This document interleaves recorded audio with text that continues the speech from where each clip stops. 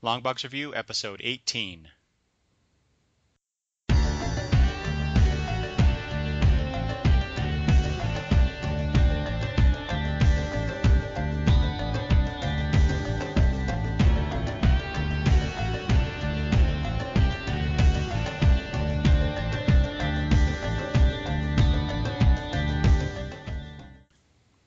Hi, this is Eric from Longbox Review at longboxreview.wordpress.com.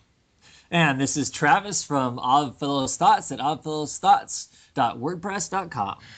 And Travis and I are back for what I'm calling the Breaking Late News episode. There's a lot of stuff. I'll back up a second. Travis and I talked about a few things last episode. In the meantime, there's a few things that we skipped. And some new stuff, some interesting new stuff has recently come out of the comic book news world. So I wanted to talk about some of those things. But first, I wanted to point out to our lovely listeners that the Longbox Review podcast is now a proud member of the Comics Podcast Network. Yeah, how about that? Yeah. People should take a look at the Comics Podcast page, where you can find a lot of fine comic book podcasts besides Longbox Review, and there are a lot of them. Travis, I don't know, have you been to the page? Yeah, once I saw that you became part of that, I checked out the page. Yeah, there's a lot of stuff to listen to there. That's for sure. My gosh, yes. Yeah. And then also, this happened a while ago, but I can't recall if I mentioned it, but since I'm talking about comics podcasts, we're also listed on the Comic Book Noise comic book podcast wiki page, and there's a lot of comic book links to comic book podcasts there as well. Probably there's quite a few that are shared between the two areas, but or the two networks. But either way, proud to be part of those, and I hope more people will find the podcast because we are now part of those networks. Also, I want to I want to encourage people to please go to iTunes and rate the podcast. Give us some positive feedback if you would, please. If you would just want to trash us, I prefer you just not do that. But it's a free country. Go ahead and do it if you feel that compelled to do so. We're also on Podcast Alley, Podcast Pickle, all these other places where you can find Longbox Review Podcast, and you can rate us there as well. You can also email me at longboxreview@gmail.com if you want to start a conversation or have questions. I asked people to send us email and contact us any way that they could about our best of 2011 episode, and I'm sorry to say we didn't get any feedback other than our buddy on Twitter, Lee, who almost always comments on our episodes. So yeah, which I really appreciate. I do. At least someone is listening besides us. Actually, that's not true. There are other people that listen. They haven't. The silent majority. Yes, the silent majority, and we know it's a huge majority too, right? Sure. I did, however, Travis. I looked at the stats for the podcast and for the last little while, and we have hits. We have most of the hits actually. So we have where we're at, we're the inland Pacific Northwest. Where we live, and we have our friends that are in that area too, so they're listening to it. There's a lot of hits in the basically the Northeast. A lot of people are downloading the podcast who live in that area. Oh yeah. Which that's really cool. We have some people I think in the Southeast as well, and some people in Canada, people over in Europe. I mentioned before, I think at least once, the people over there. So it's a worldwide phenomenon, is what I'm trying to say, Travis. How about that? but really, what I want to say, I just appreciate all the listeners and encourage you to give us some feedback, if you would, please. Let us know what you think of the podcast and what we talk about, and if you have any suggestions for topics, that'd be great too. So now, but enough of self-aggrandizement. I'm totally messing that word up. Self-congratulation. How about that? Now, enough of that. Let's go on to the topic of the day, the breaking late news. Let's start off. This is probably one of the oldest things on the list. The new DC logo, or logos if you look at it that way. Yeah. Travis, how did I know you'd have a reaction like that? Well, okay. First, I really don't care. Mm-hmm. As long as it stays out of the way of my pretty covers and whatever, it doesn't really matter to me. Yeah. I some places the new logo looks actually sharp. I mean, it looks nice on the on like the binding of a trade, for instance, or whatever. Yeah. Mm-hmm. But I don't know. I like the squirrel thing. You know what? I think when the squirrel thing came about, I hated it too. So. Oh, really? See, now when they debuted that back in 2005 on that DC special. Return of Donna Troy, I believe, was the first comic to have that new DC bullet symbol. I thought it was great. I thought that was a nice evolution of what had come before. Yeah. It was a little bit more modern looking and distinctive, so I thought that was really cool. But you could say all the same things about this one then too, right? Well, it's modern looking. You're right. That's true. It's also kind of boring, corporate. More corporate looking. I understand what they're trying to do there, and like you said, like on a trade, the spine of a trade, yeah, that looks perfectly fine. Yeah. I'm looking at the DC the source blog here, where they talked about and showed all the logos, and they have a picture of a trade. I can't quite see what it is. But they have the new DC logo on the spine of that book, and it looks really nice. They also have covers, more recent issues. Yeah, it looks like no, I can't tell. Looks like Superman #1. There's a Wonder Woman cover here, a Batman cover here, but they all have the new DC logo there, and that looks fine too. I just, what I don't like about it is the peel. So it's a shape of a D, but then the first or the top layer peels down to reveal the shape of a C.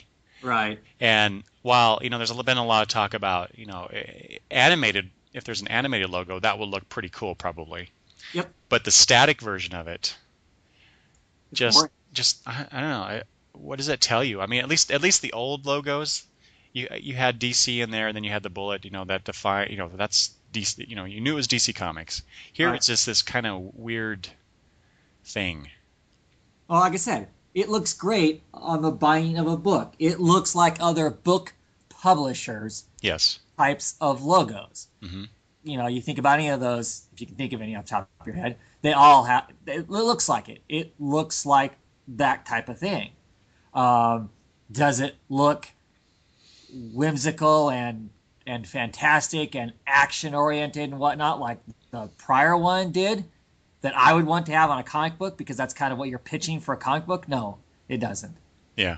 But at the end of the day, it really doesn't matter a whole lot to me one way or the other, to tell you the truth. No, not really. The smaller you can make that thing and the more out of the way you can make it on the cover of a single issue comic, the better, as far as I'm concerned. True. Very true. Yeah, sometimes I think, just to go off on a tiny tangent, sometimes the title dressing of a comic just, I think, covers too much of the cover art. No, I think the real problem is, I think sometimes artists kind of forget that there's going to be a title on there. I'm serious, and so then suddenly the title gets put on there, and it's like, crap, what is this? What elements does this cover up? I mean, I think that.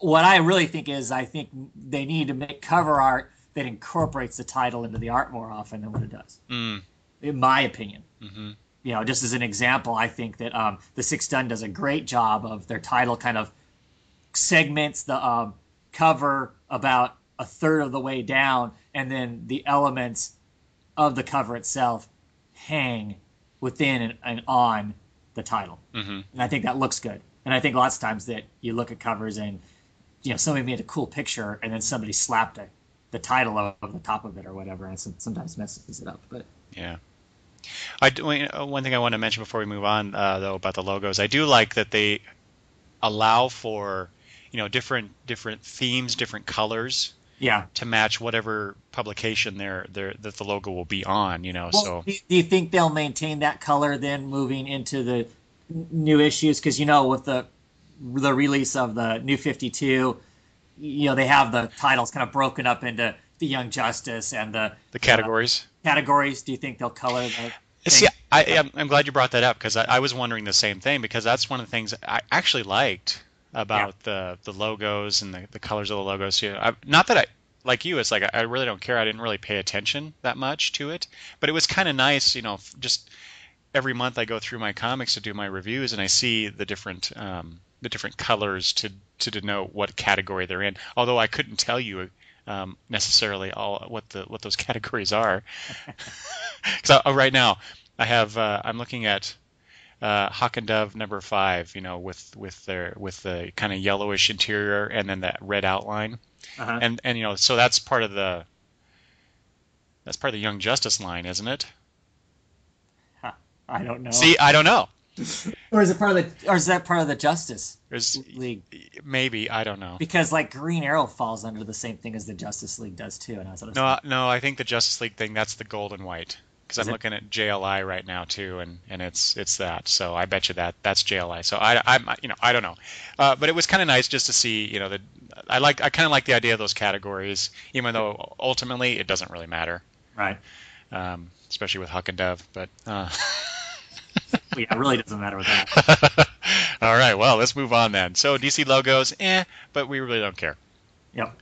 Although, okay, last thing I'll say, I am looking forward to seeing, like I said before, about the animated logos, how those will look and whatnot. So I hope that they kind of get to that point so I can see what it is they're really going for in that regard.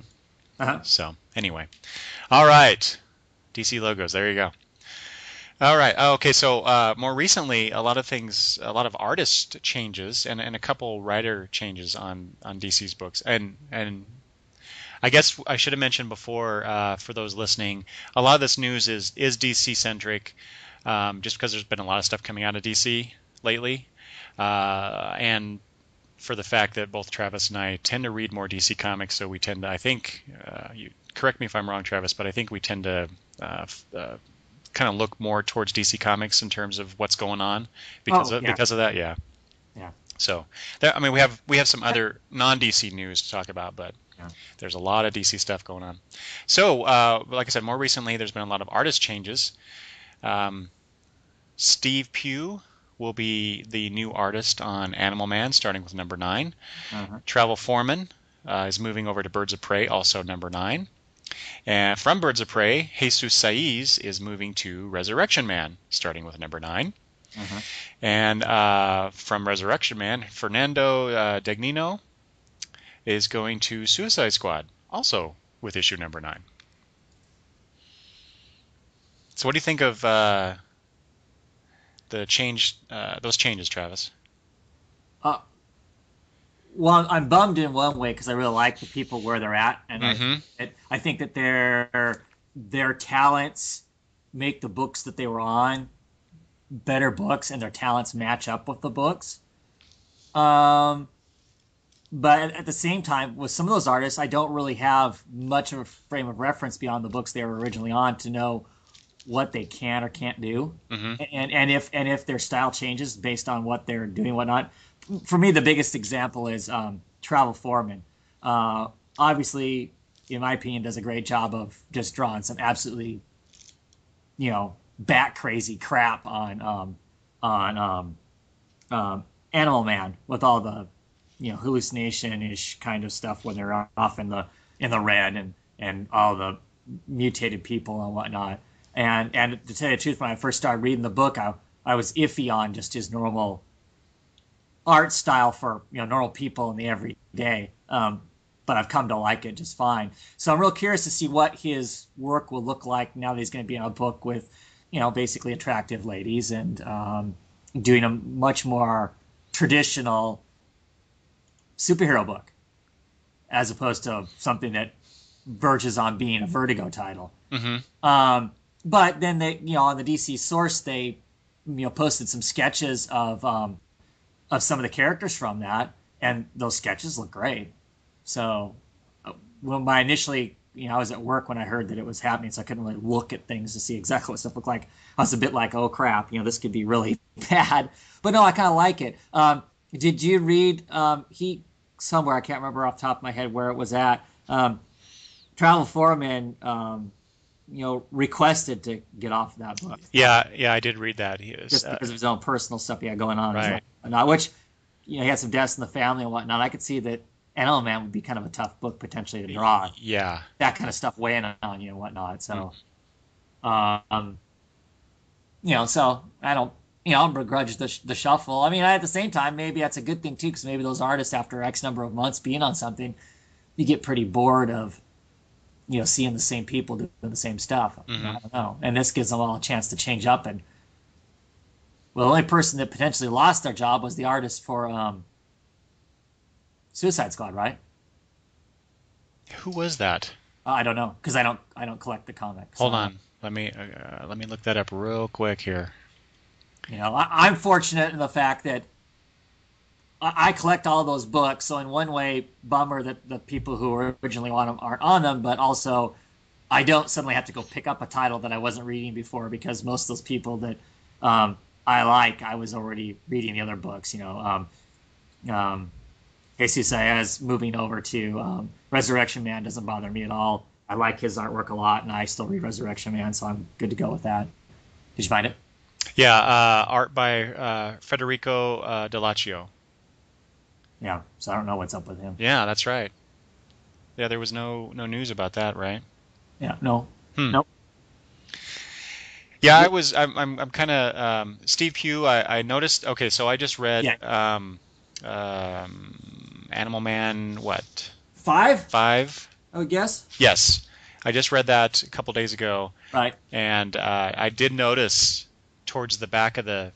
Hold on, let me grab that real quick. Towards the back of it. Oh no, I think that's somebody else. Nope, it is. It's Steve Pugh, pages 17 to 20 on that. So when I was reading the issue, and actually, Travis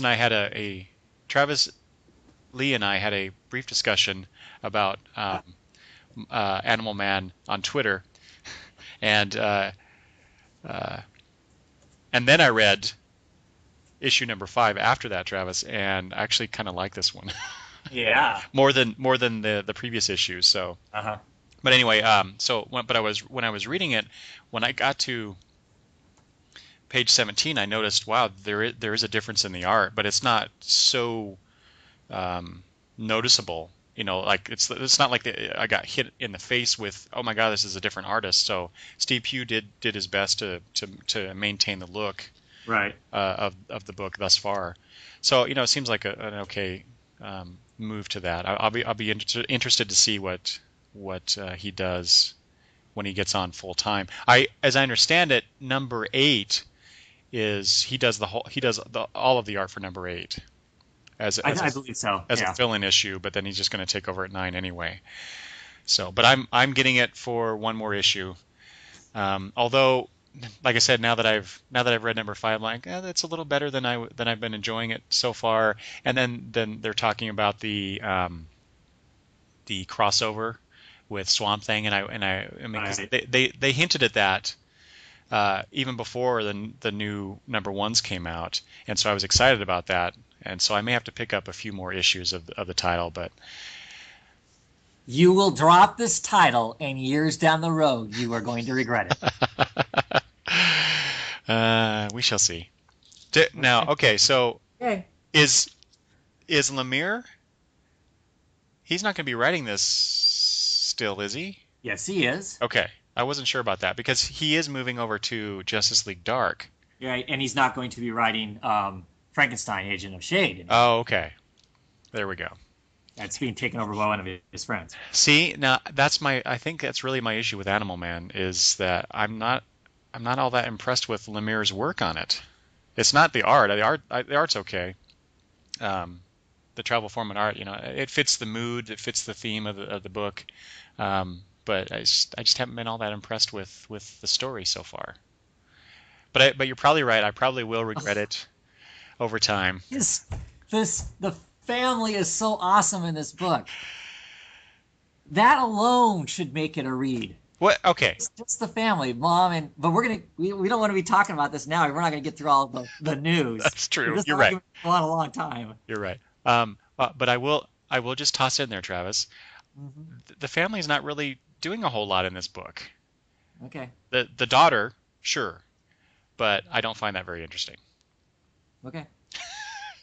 But maybe we'll talk about this some other time. Yeah. All right. I will say, having say, hey, Jesus Saiz off of Birds of Prey, that's too bad, because I really like his work there. Yeah. So, but you're right. The preview image of Foreman's for Birds of Prey looked pretty good. Yeah. I like, of course, I'd really like to see it, colored and everything, and see how it will go. But, and like Animal Man, I dropped Resurrection Man after number 6, so I won't be seeing Jesus Saiz on there. And we'll see, Fernando on Suicide Squad.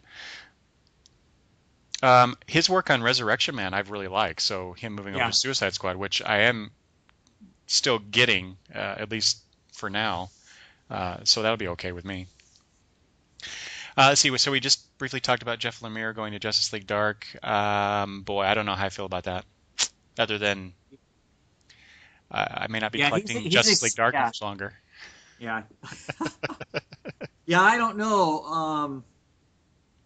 Yeah, I don't know about him on a team book. I'm real curious to see what happens. I mean, I think he personally is excited to be doing the books. I think that I mean, some of the stuff that he's written about the fact that these are the kind of the characters that he gravitated towards when he was, a kid reading comics and whatnot.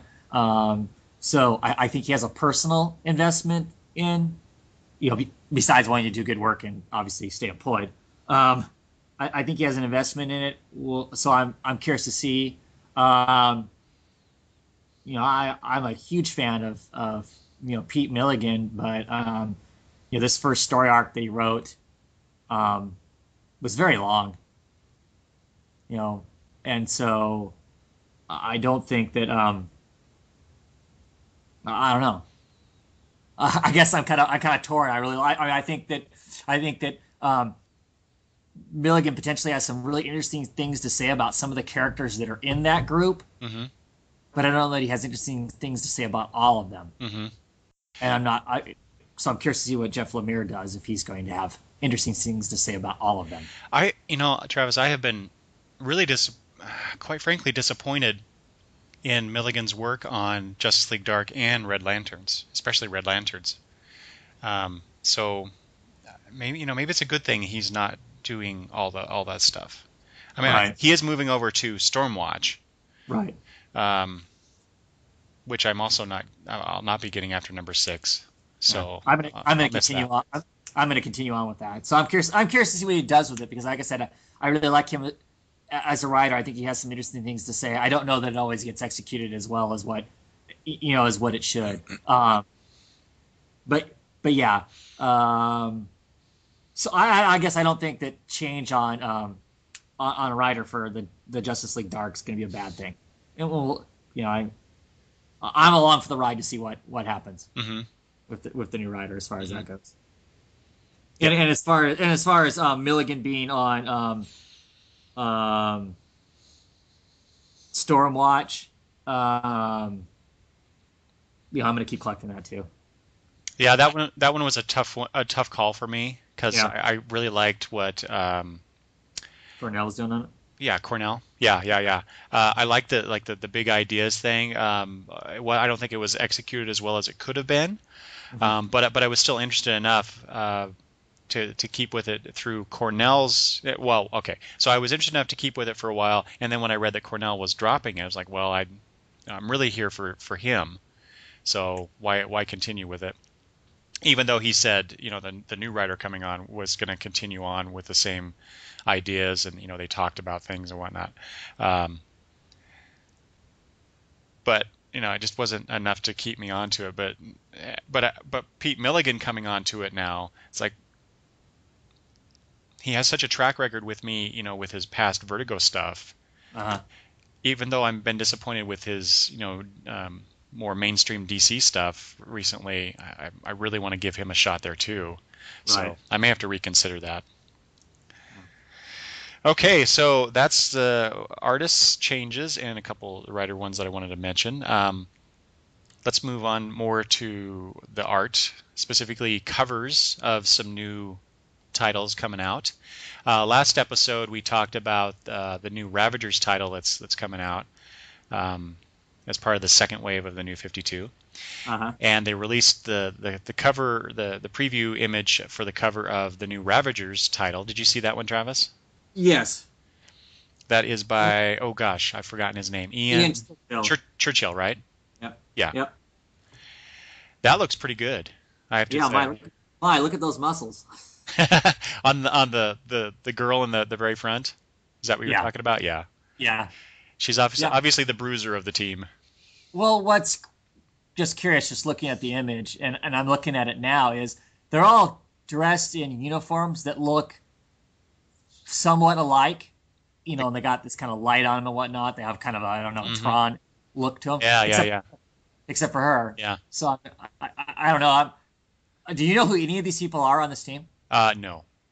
Except didn't I read that the character on the right, the reddish orange looking character, isn't that Beast Boy?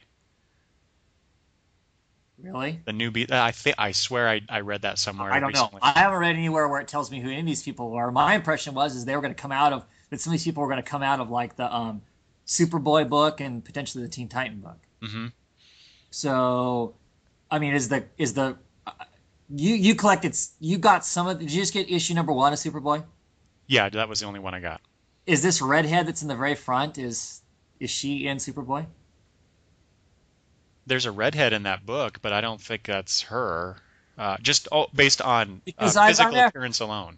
Yeah, because I heard that there were like some Gen 13 Wildstorm characters that were in the Superboy book, and that potentially they were going to end up in this book. And I just wondered if that was her. I mean, I don't know. I don't know who any of these people are offhand. Just looking at them, you know, silly me, I kind of assumed that maybe we'd see Rose, you know, / Ravager be somewhere in this thing. Yeah, you did mention that last time, and you were not the only one that mentioned that too. There's some other things that I read or listened to on some other podcasts that also said that. So you were in larger company. Yeah, this picture here doesn't make me excited for this book. Mm-hmm. Doesn't make me unexcited, but there's not much going on there. Just characters, and there's some chaotic background stuff going on. Yeah, it doesn't really tell you anything. It's just here's the characters. Yes, Travis, this is the new Beast Boy, Red Beast Boy. Oh, here we go. I have it. I have the names. Caitlin Fairchild is one of the characters. Uh-huh.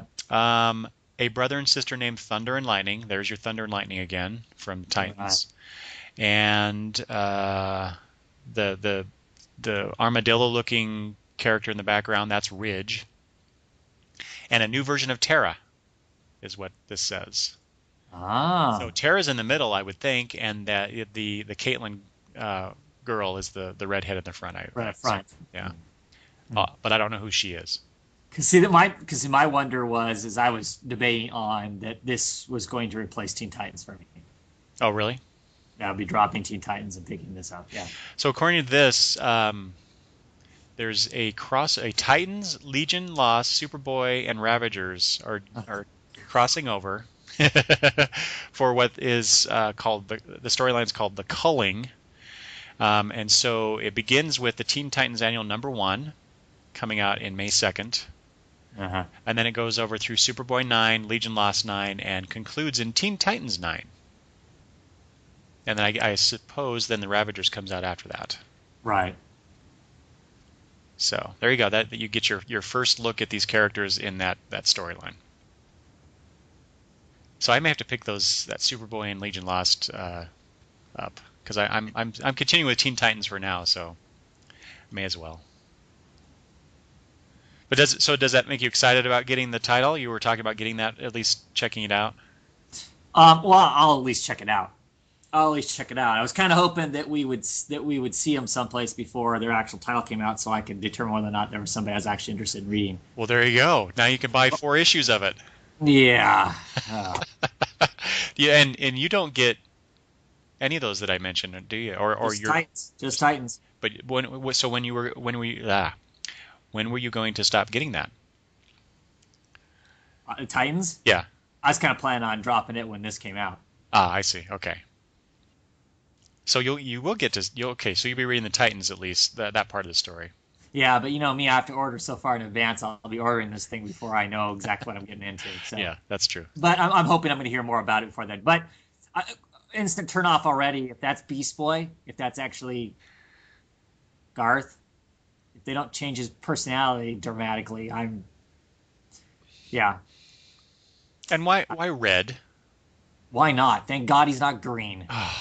See, I like that about him. Ugh. Although I understand, Hopefully he'll have little fangs sticking out too. he does in the image, doesn't he? Oh, I can't tell. There's me anyway. That image is not big enough for me to be able to see these got cute little fangs. The one little scraggle tooth fang that sticks out. Oh God, I hated that. I know. God, I hated that.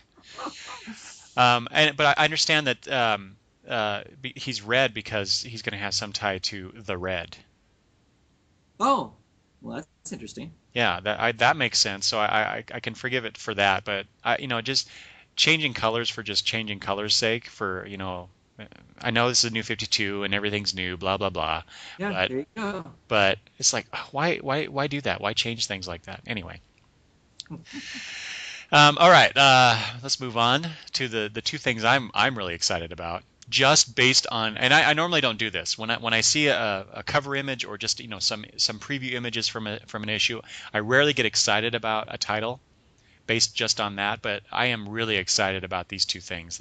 They released a couple cover images for World's Finest and Earth-2. So let's talk about the Earth-2 cover first. Uh-huh.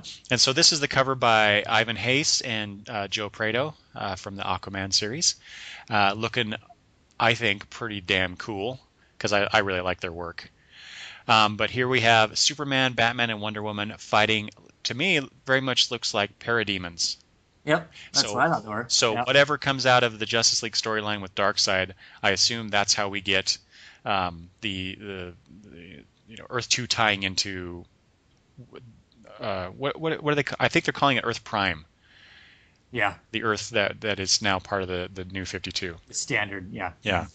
So like I said, I tweeted the other day, let the crossovers begin. So now we get remember back in the 60s and 70s they had the JSA and JLA crossovers one scene about. Yeah. So I'm looking forward to that. I'm sure they'll be doing something like that. So what I understand of this is that this Batman is Dick Grayson, I believe is what I read. Well, I hadn't read that anywhere, so. And I may be wrong.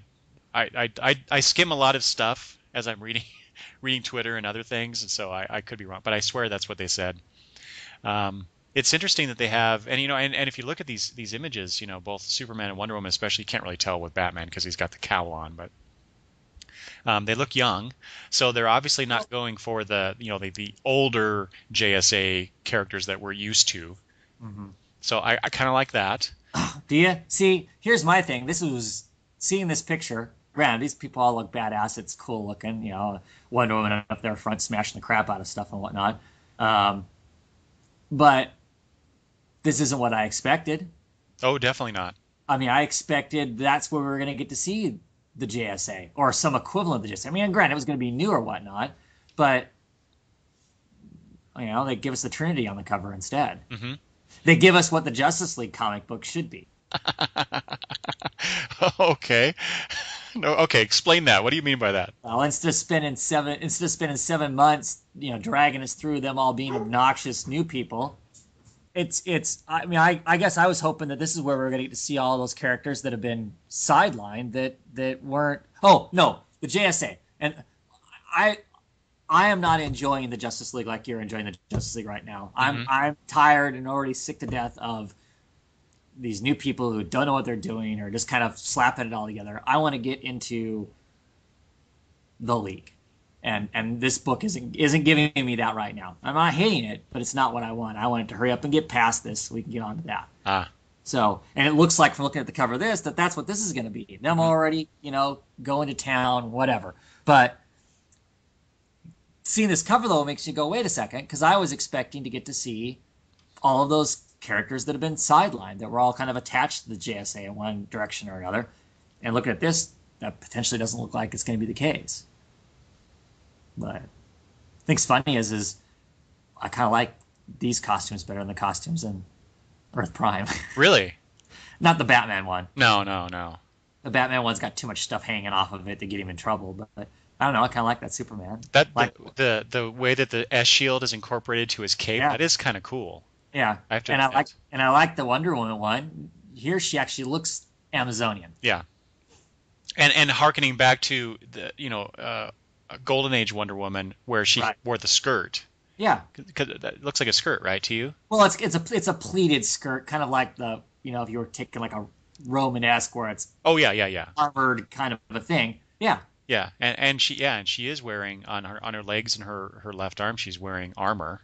Yeah. You know, so you get the classic look and more of the warrior Right. Amazonian style. So yeah, I really like those. Which if you look anywhere on the internet, everybody always, if anybody's doing alternate costumes, everybody always picks this kind of a costume out of saying, yeah, that's the cool one. I want, I'm sure it's probably why it looks the way it looks. Yeah. Although I have to, that whole no shorts thing that they came out with. No one's wearing their shorts on the outside of their. Yeah. I really hate that. Yeah. Because the Superman costume doesn't have shorts either, just like our Superman doesn't, and I just think that's silly. Yeah. Well, yeah, the belt alone doesn't break up the costume. No, it doesn't. And I hate the red cuffs. Ugh. Okay. Anyway, but otherwise, okay. So I said this makes me so excited. So the same reason that you're talking about, it's like they're a team, they're fighting this thing, and I bet you I would guess like you that they're an established team and they've been together, they know how to work together. So we get that feel for it, but it's just I just did these alternate the characters that we know, another alternate version of. Although like you, I'm like I understand why they're showing the Trinity. Right. On the cover, but I'm sure we'll get the other versions of Flash and Green Lantern and all the other JSAers that we're used to. Just I'm sure. I hope so, because part of me says you look at this cover and this muddies the waters. It does, yes. So we're relaunching, so we have these nice, clear, concise, take out all that history, so make it nice and easy for new consumers, which we know there really aren't new consumers, but. And this isn't that. And to muddy it further with the parademons, Yep. I was expecting something else. I don't mind that Darkseid's going after alternate universes, perhaps, because that makes sense for that character to conquer other things. This is a variant cover. I'm curious to see what the rest of the cover looks like. You're right. Yeah, I should have mentioned that. Both of these covers we're going to talk about are variant covers. So yeah, what does the main one look like? Yeah. What do we get there? Yeah. Maybe we do get to see the other JSAers. Right. So, but I'm very excited about these two books, especially Earth-2. I can't wait to see what Robinson does with these characters in that universe. Yeah. In fact, in some ways, I am more excited about this possibility than I was about the New 52 in general. And I don't know that I can explain why. I just have this sense of excitement about it that is I can't wait to see what this is really going to be like. I'm hoping that they kind of take the reins off to some degree, because it's less because it's an alternate reality. You can you don't have to live with what you do quite so much. Mm-hmm. So I'm hoping that they take the reins off a little more and kind of let them just tell whatever story they want to tell. Yeah. Yeah, I think Nicholas Scott's going to be on artwork, so it's going to rock anyway. So. Yeah, and Robinson, he's got his own little sandbox, so yep, it should be very interesting. Yep. Okay, so next, as we said before, this is the variant cover. Actually, I don't think it is. I think World's Finest, is the cover. Really? Okay.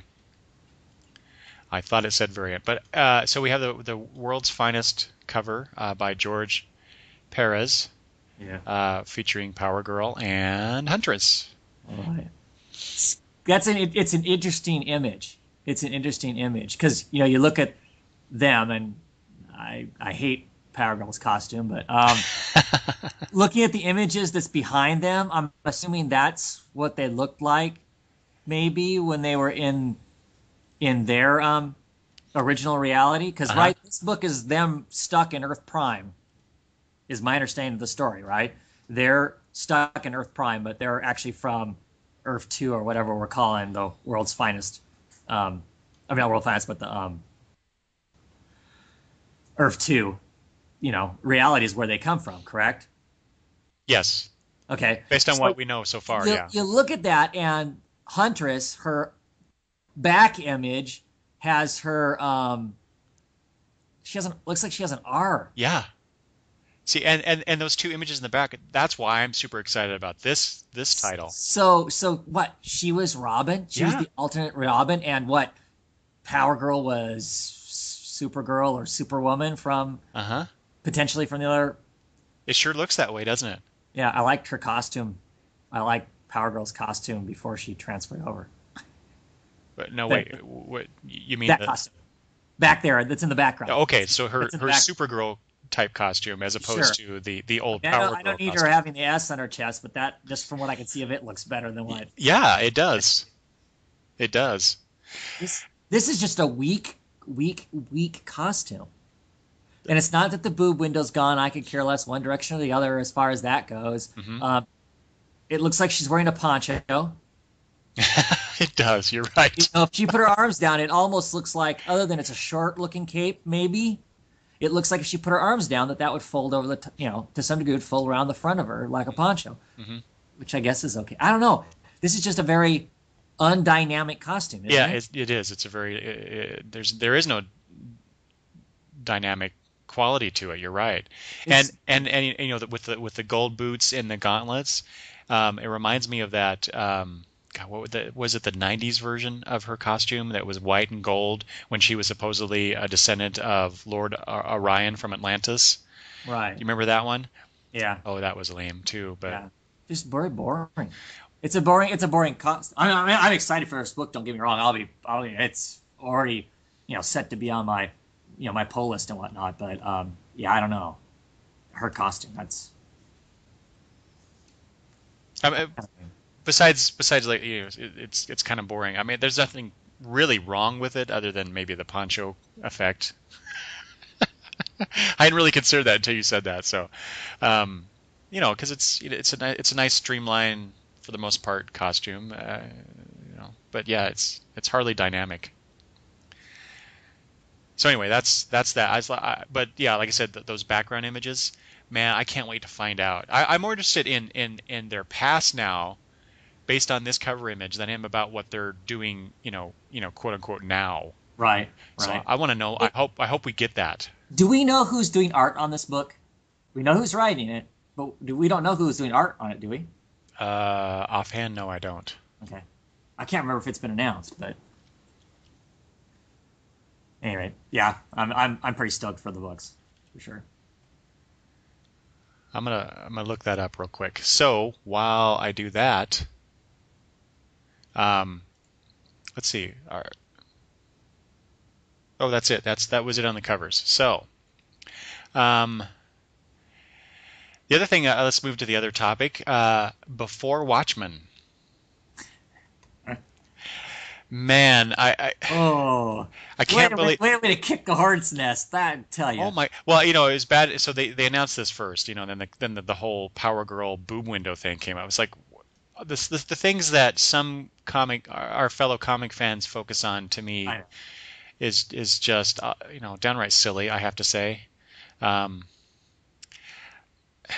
saw this on Twitter. Somebody supposedly compared Before Watchmen to rape. Yeah, that's ridiculous.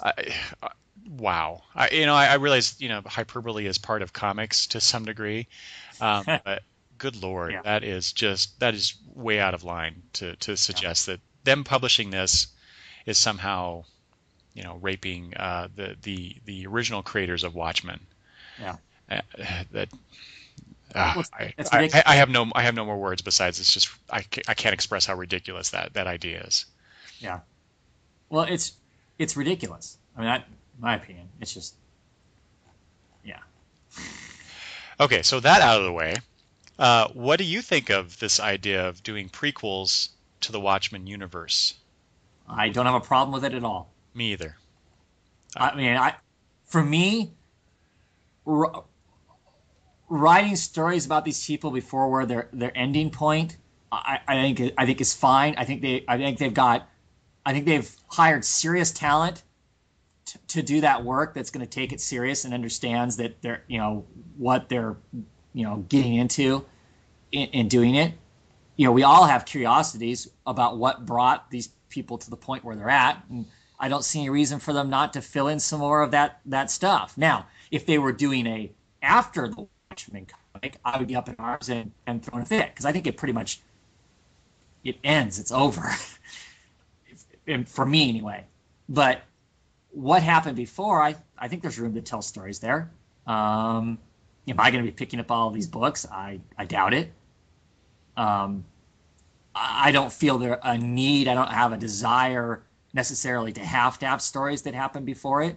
I don't know that even if it had the original creators doing these stories, I wouldn't be any more excited or any more interested in them. Does that make sense? mm-hmm. I mean, to me, it's some of these I'm curious to read about because some of the characters I really like them, and I'm curious to see what someone else would have to say about them. Unfortunately, some of the books I would be most interested in are written by people who I am least interested in. So, like a Dr. Manhattan, I've always liked that character. That character interests me. Unfortunately, J. Michael Straczynski is the one that's doing it. And my question is he gonna, he's gonna write half of a book and then quit and go do something?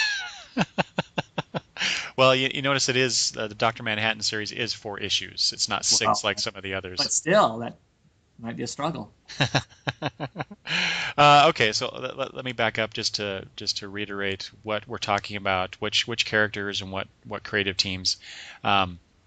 So Rorschach will have a 4-issue series written by Brian Azzarello, which I don't know how you feel about Azzarello's work, but I like his writing in general. I like his writing in general. This is I'm assuming it'll be a pulpy kind of thing. Mm-hmm. That's in his wheelhouse. I think it'll be great for that. But at the same time, this is one of the characters I don't know that I want to read anything else about him. I mean, it's so vividly in the Watchmen title. It so vividly tells us why he is where he's at by the time we get to the actual Watchmen story. With his little side story about his experience with the girl that he's trying to rescue that's been kidnapped and end up, well, everybody's read the book, I'm assuming, gets chopped up and fed to the dogs, and how that pretty much snaps him and puts him over the edge. To me, it feels like his story's been told. Mm-hmm. What else are you going to tell other than him just going out and being Rorschach, which I guess we can enjoy for that, right? Yeah. But to me, it feels like his penultimate story has been told. Mm-hmm. You're right. And there's a few more on here that I would Right. apply the same sentiment to. Yeah. But real quick, so artist on that is Lee Bermejo. Then we have a Minutemen 6-issue series by writer and artist Darwin Cook. Now, see, I'll get that one. For Darwin Cook, yeah, and so it's Minutemen, so it's it's Right. that group. If I remember correctly, it was the group in the. Was it the 60s version or was it the earlier version of that group? I can't remember. I don't remember, but either one. See, that interests me. I think there's stories to be told there. Mm-hmm. Comedian 6 issues, Azzarello again with artist J.G. Jones, who's. See, this is another one I don't. I don't think we need that one either. Yeah, because these guys were such pivotal points in the actual original book. Time was spent on them telling us where they got to. Mm-hmm. Mm-hmm. So yeah, I don't. What are you going to tell us? I don't know. Yeah. Dr. Manhattan, as we mentioned before, 4 issues, JMS writing, and Adam Hughes doing the artist work on that. Yeah. Boy, Adam Hughes on a 4-issue book that might be interesting just to look at. But again, do we really need a Dr. Manhattan? I don't know. I'd be interested because there was a lot of things that was really glossed over in the Watchmen series, involving Dr. Manhattan and his involvement here and there and at points in history. That might be interesting if they went there. See, I think this book could be really interesting, just Hmm. because he's so alien in his thoughts now that he, I think there's a lot of subjects that could be really interesting Hmm. with that character. Hmm. Night Owl, another 4 issues, also by JMS. Artists Andy and Joe Kubert. That doesn't excite me all that much. Although Night Owl is probably one of my favorite characters from that series, and either one, whether it's the original Night Owl or Right. the more modern version, I don't care. Either one of those would be fine with me. Hmm. Ozymandias, 6 issues, writer Len Wein and Jay Lee, the artist. Yeah, I don't know about that one. I'm interested only because we really didn't get a whole lot of what Ozymandias was, other than Right. at the end there. So I'm kind of curious about Yeah. what If it's he. gonna, yeah, it was gonna tell us how he got where he's at. Yeah. Yeah. Well, we got a little bit of that in the series, but not to the degree that we did with Rorschach and Dr. Manhattan and the Comedian. Right. But yeah, I'm not all that impressed with Len Wein's writing. He did that, that 10 issue series that were exploring the history of the DC universe that came out last year, Right. and boy, that was hard to get through. Mm. And I'm a big I like the books, the stories that talk about the history of the universe, whether it's DC or Marvel or whatever. I like that kind of concept, Hmm. and that was really hard for me to get through. Um, and then finally we have Silk Spectre, 4 issues, written by Darwin Cook, Amanda Connor doing the art. Yeah. And see, I think if Darwin Cook wasn't writing this, I wouldn't. This would be one of those ones I wouldn't touch. Yeah, yeah, he definitely brings to the table a certain amount of respect, and yeah, let's see what he's doing with this. Well, because there's some stuff about the Watchmen title as a whole, as much as I love it, that I don't like, and one of the concepts that I kind of despise because either it's been used a whole bunch or I have problems grasping it working in reality that way at all. The whole rape and the guy's not such a bad guy because he actually loves his kid, and I mean, that whole thing is kind of dicey for me and doesn't really play well. Um,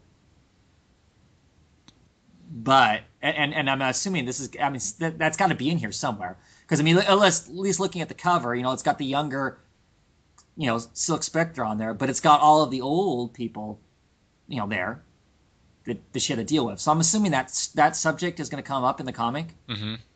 and so if it's not treated well, I just think it adds more flames to the fire of that part of the book that I think is, they try to make comedian out to be somehow a good guy in parts of it, and actually, for me, that part of it makes him a pretty despicable person, Hmm.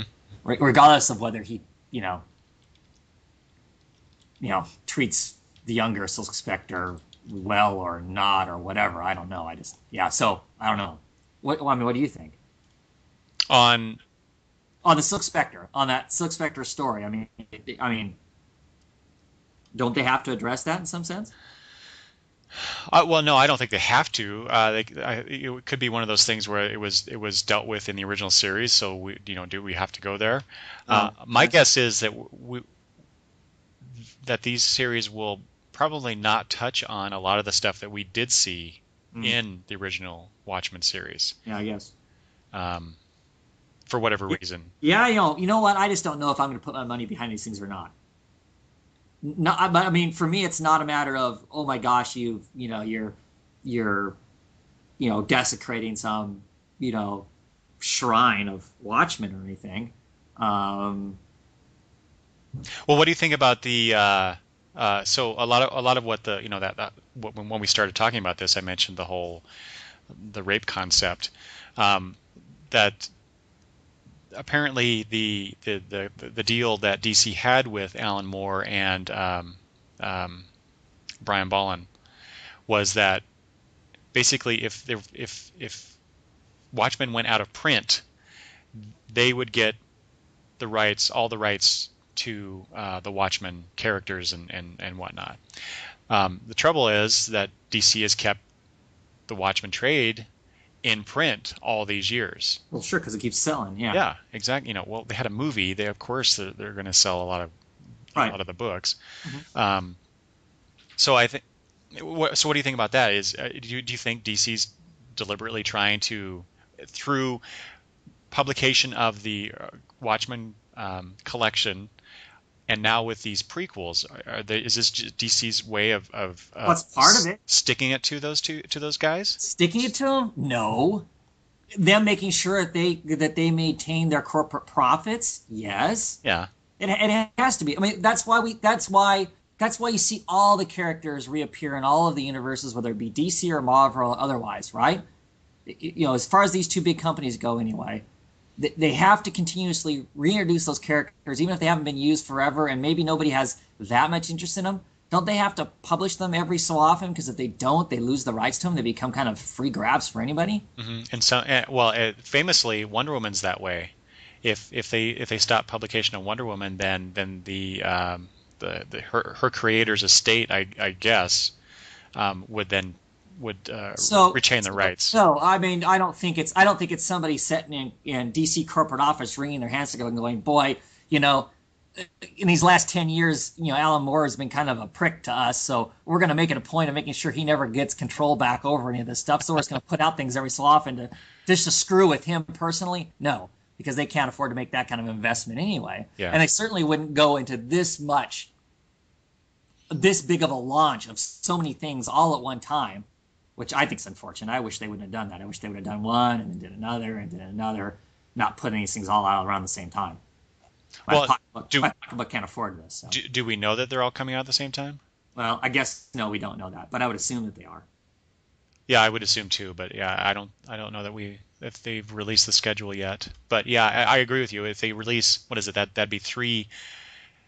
There'd be 7 main things, and then there was also an epilogue issue before Watchmen epilogue, and then there's the Crimson Corsair stuff, which is a 2-page backup story in each of those. Right. So you get this whole thing. So eventually, when they collect this, you'll have this huge thing. But yeah, that's a lot of stuff to absorb along with the rest of their comics, if they're all coming out about the same time. Yeah.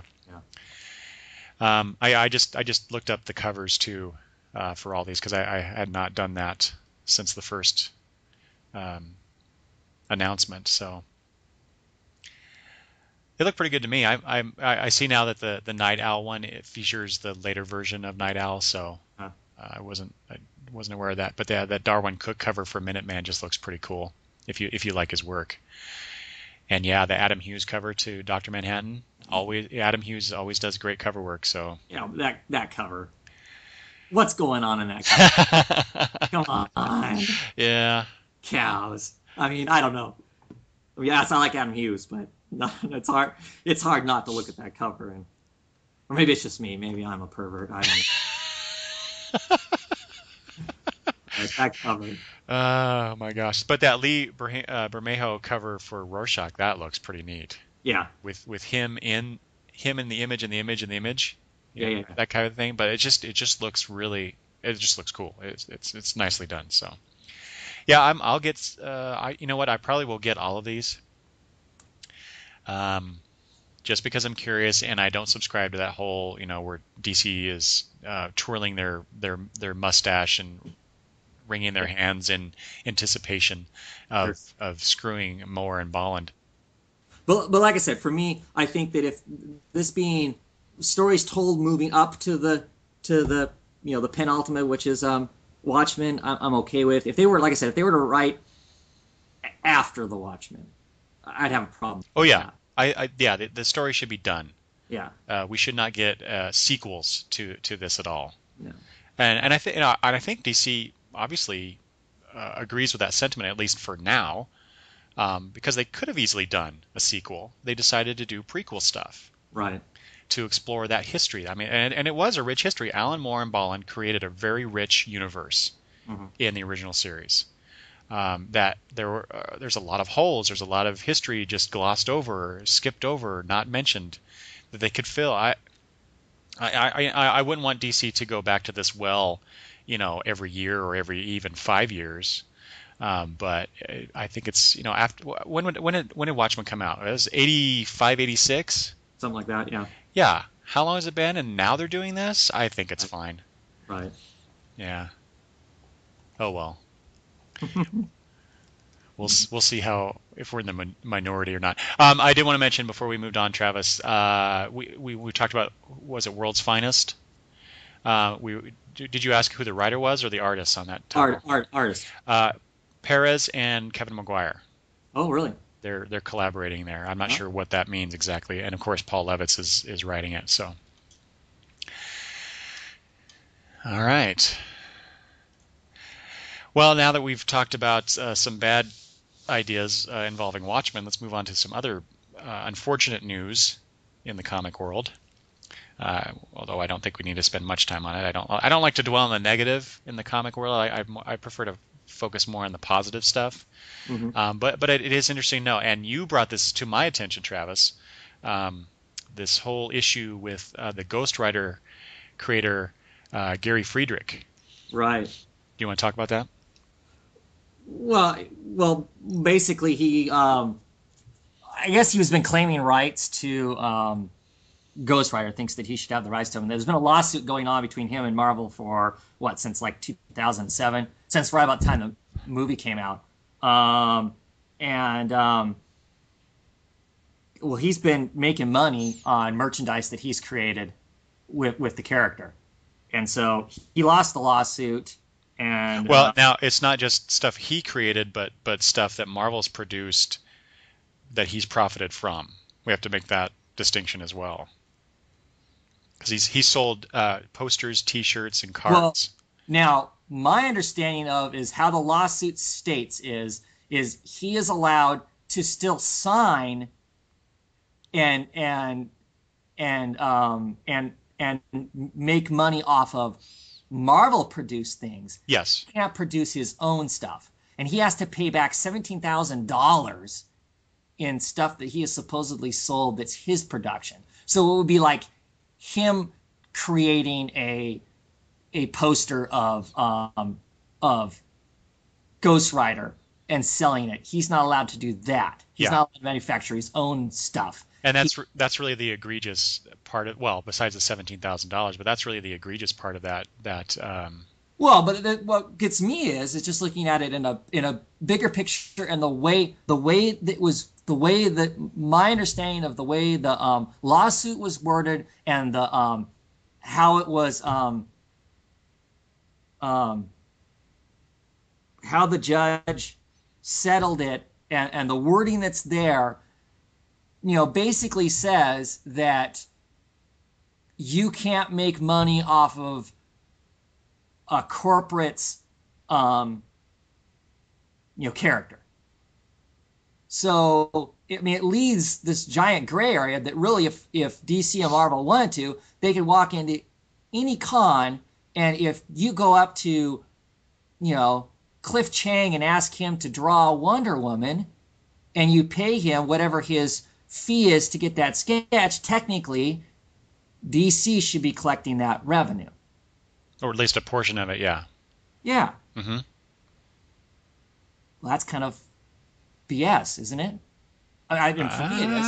Is it though? I mean, they're profiting off of the somebody else's copyrighted material, right? I mean, from Well, from a sure, but then that opens a really interesting door, then, doesn't Oh yeah, it? I don't disagree with you on that. It's a like you say, it's a gray area. It's a potential, a very volatile situation where if Well, that anytime the corporate decide they wanted to, they could abuse it or use it however they wanted to. right, yeah, That's scary.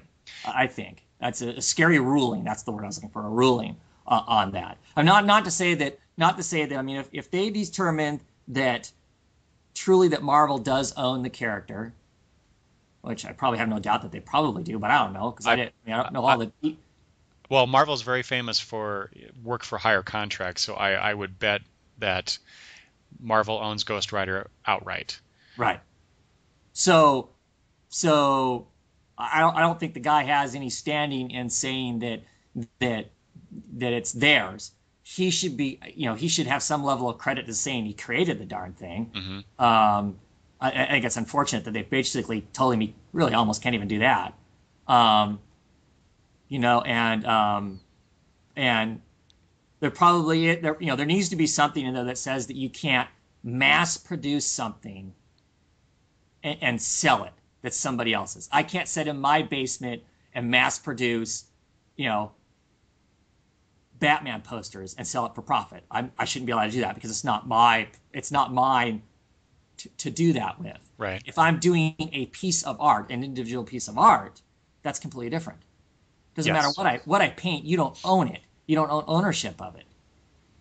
You don't own ownership of a likeness in that sense. I wouldn't think. I think the law is that, I mean, if you draw a picture of Superman, DC owns that likeness. So DC technically, I think DC could technically come and say, hey, if you're making money off that, you owe us something, or you can't do that, or whatever. Mm. But they up till now at least, the publishers have been kind of overlooking that because it helps. It's promoting. It helps promote their product right. to some degree, right? Mm. Sure. Yeah, well, I don't know. It's a to me, like I said, to me it was a disturbing judgment. Well, yeah, and I really hope, okay, fine, the judgment came down. The guy can't do this. He has to pay back this money. I really hope that Marvel decides, we've sent a message to this guy in particular, and maybe the whole point was to make an example of him too, or maybe that was what they were trying for. Sure. But we're really not going to have force him to pay that money back because the guy can't. I mean, he's broke, basically, from what I understand. He's broke. He can't pay back that money. Well, obviously, that's how he's trying to make a living. Yeah. He's off of. I mean, although there was his original lawsuit was that he alleged that Marvel failed to register the Ghost Rider character, re-register it, right? The copyright. They lost the rights to it. Yeah. So I'm not sure what happened there. But yeah, you're right. Obviously, though, yeah, the repercussions of this could be crazy. Yeah, for all those artists at all the cons. I mean, as far as I understand, that's where they make a lot of their money. Sure. Is doing these convention sketches. Yeah. And other commissions that they take on. So, wow, what is that? Yeah, what is that going to do? Yeah, I don't know. Especially since we are now a month and a half away from going to the Emerald City Comic Con. Right. And you're talking about getting some convention sketches. So. Yep. Yeah, I wonder. And I'm thinking, wow, these are the last ones I'm going to get, or yeah, me asking this creator to draw this thing for me, is that get them in trouble? I mean, I don't see the companies going to that extreme. But I don't know. It just feels like this just more solidified the fact that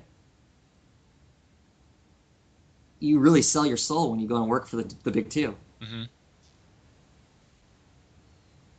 In more ways than one. Well, like I said, I really hope that Marvel, decides. Yeah, we've delivered the message, but we're not gonna press this. Well, you know what? I'm sure they wouldn't even have gone after the guy if he wouldn't have been going after them. Do you know what I mean? Oh, yeah. It's those kind of things. He kicked the hornet's nest, and then they decided, you know what?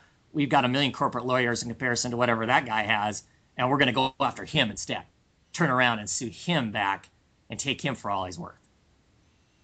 So it certainly puts the fear of God into any other creator out there who thinks they might stand a chance of trying to grab one of their characters back, that if you attempt to do it, you're going to get punished in well, see, that's my unforeseen ways. That's my biggest problem with this whole thing is just it's the big corporate man beating their chest and right. letting all the people that work for them to help promote and make money for that company, letting them know, hey, don't mess with us. Yeah, it's pretty shitty. Now, I'm fully on the corporate side in protecting their thing. Obviously, not letting this guy steal Ghost Rider back from them and all that. I'm with them on that. Just like I'm with them on DC's doing these Watchmen things, and part of the reason why they're doing it is they retain control of those characters and that part of the franchise and whatnot. I understand it. They got to do that. They got to do that to maintain their company and business. But sticking it to the guy like they did, going after him for the $17,000 or whatever, which I guess I should read the whole thing. I'm curious as to how they came up with that dollar value, but whatever, to me, this seems really shitty. Well, and I guess to be fair, we probably should point out, neither of us have read the court rulings. We don't know what's going on in those terms. Maybe Friedrich maybe Marvel did try to come to some amicable agreement, and he refused. I don't know. Sure. So those things are possible, I suppose. But yeah, based on what we do know, it like you say, it seems kind of shitty for what Marvel's trying to do. And extreme, but yeah. All right. Well, let's move on to some other distasteful topic. So a while ago, okay. First of all, we found out that Static Shock was canceled. After issue 8, was it, Travis? Right. I think that's the final issue. Yeah. And then we found out. Well, okay. First of all, we found out. I got to back up one more step. I believe this is how it came out. We found out John Rozum was not going to be writing it anymore. Right. He resigned. He quit. He quit in September. After issue 1 was released, we got word that he was leaving. Right. He was the first creator of the New 52, whatever, that suddenly was not going to be on his title. Mm-hmm. And he didn't say much about it other than nope. Just he thought DC was great and all, but that he was going on to do other stuff. That's right. So he didn't say much about it. The title continued on, but then it was announced it was going to be ending at issue 8, and then apparently Rozum came out with some thoughts on what happened there, and kind of pointed the finger at the editor of the book and the artist Scott McDaniel. Mm-hmm. Basically, my take on it, and jump in, Travis, if there's something else you want to add to this. But they didn't. The editor, whose name I can't remember at the moment, and McDaniel basically tried to take over the book and kind of poo-pooed Rozum's ideas, or didn't think that Rozum was delivering kind of the story that it would wow the audience and get people to come to the book, and at one point Rozum claims that McDaniel said that Rozum didn't know how to write a script based on McDaniel's reading a book about script writing. Mm-hmm. And so that was that.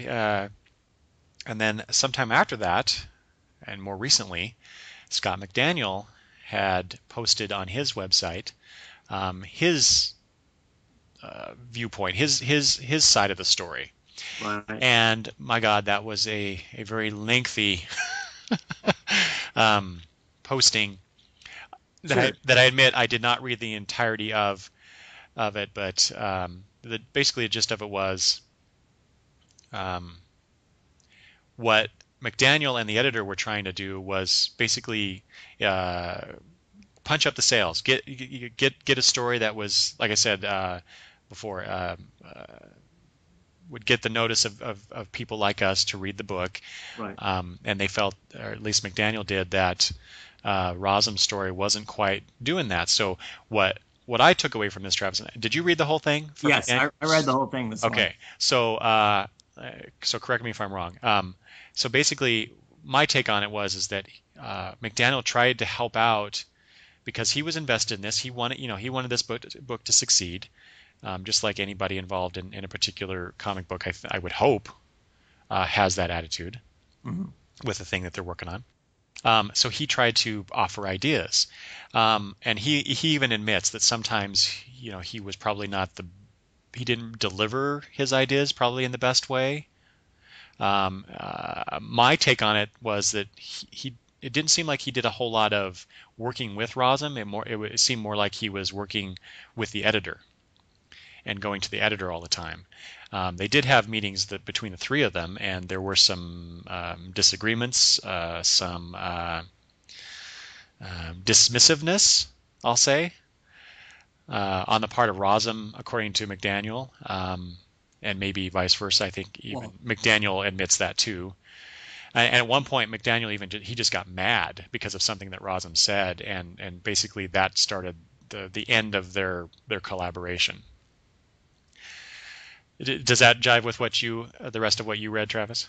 Yeah, yeah, pretty much so. I mean, other than Rozum's take on it is that he got he was asked to do the book and then got pushed out by McDaniel's and the editor wanting to write what they wanted for a book. Mm-hmm. And from McDaniel's viewpoint is he was on board to be the artist and then was told by the editor, hey, we want to hear some of your ideas too, and was continued to be encouraged by the editor to continue to come up with ideas. That's plus right. The way that McDaniel's works is he usually gets the script. He writes out when he gets a script from a writer, he writes out the points to make sure he understands the points.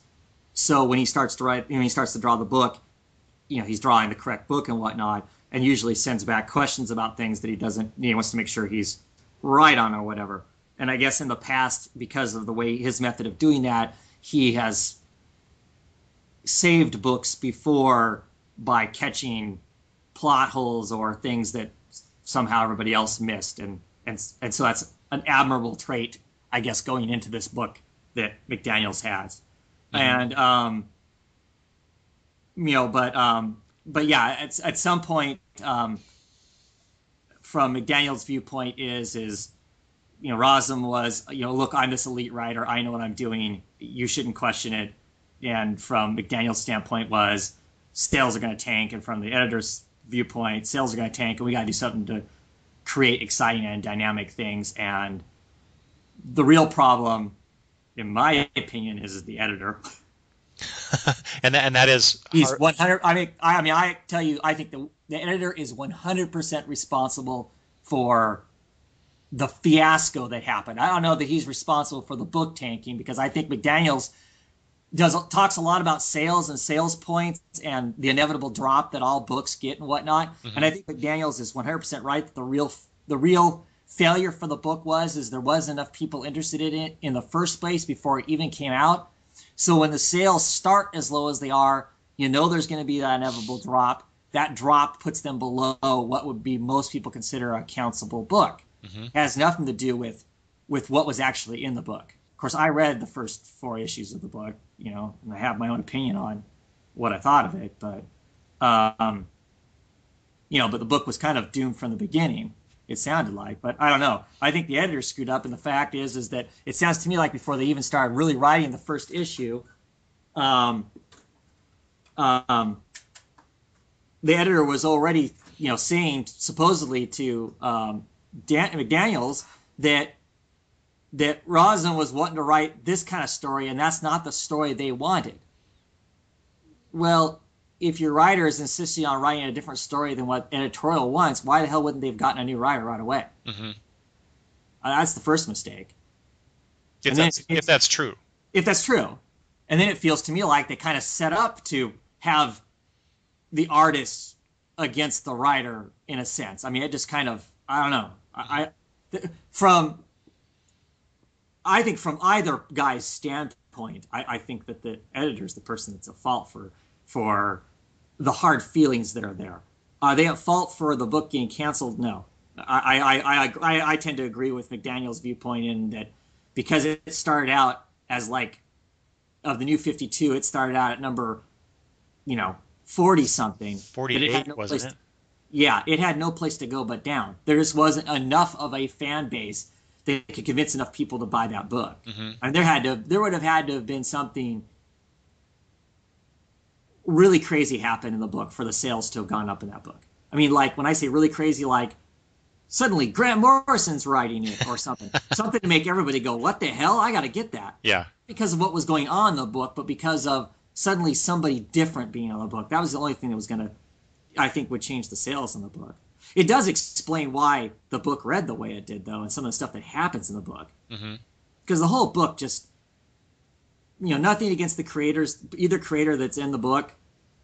It was extremely schizophrenic in places, and it felt like things were just kind of thrown together at the last moment. And by reading McDaniel's account of it, it sounds that that's how it was. Mm-hmm. Not that they didn't work hard, not that people weren't working hard on it, and I don't want to discredit the people who did the work.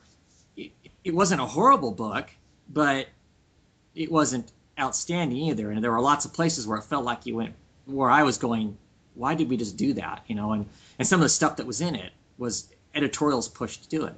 But I think, like I said, for me, I think the biggest mistake was with editorial right off the bat. When your writer is producing a script and you send that script back and go, no, that's not what we want. We want this, not this weird book. First and foremost, why did you hire him to do the book? Mm-hmm. When I think he is noted for that kind of.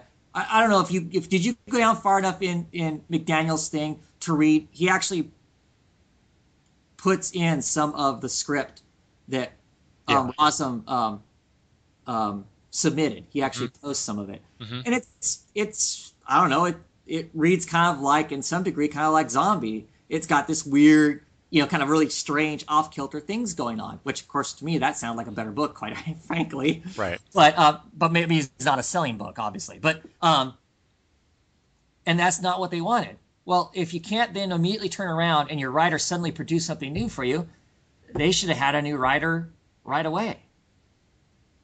I think. I don't know. Mm-hmm. I think it's unfortunate. I mean, I like I said, for me, it's interesting to understand how that whole process works from my own curiosity and mild fantasy of being a comic book person someday. But at the same time, I wish we hadn't seen any of it. Yeah. This behind the scenes, behind the curtain. I don't understand. I don't understand why the writer. I don't understand how the writer could have thought that this book would be such a black mark on him that he had to say anything in the first place. That he had to, out and say this book's a turd. Yeah, that was kind of bad.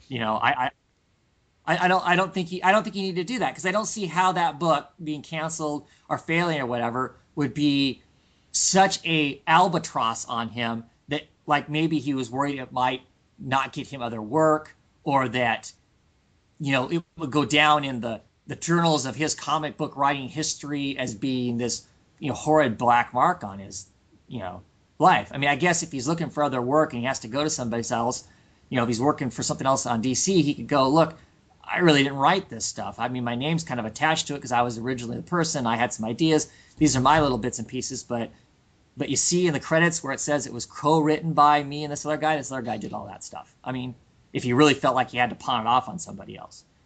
But why he needed to air it, I don't know. Mm-hmm.